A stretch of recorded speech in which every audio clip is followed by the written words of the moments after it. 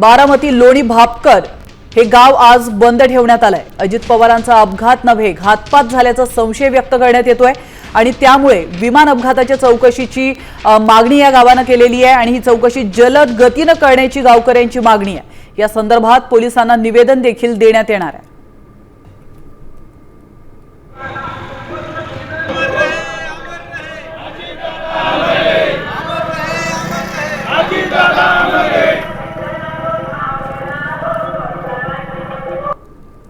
आमची लोणी भापकरकरांची ग्रामस्थांची पंचक्रोशीची अशी मागणी आहे की याची सखोल चौकशी होऊन कठोरात कठोर कारवाई व्हावी आणि जे विमान कंपनी आहे, विमान कंपनीचा जो मालक आहे त्याला पहिला ताब्यात घेऊन त्याला अगदी कारावासाची शिक्षा देऊन त्याच्याकडून खरं काय ते बोलवतात आणि कोण आहे तो काढलं पाहिजे।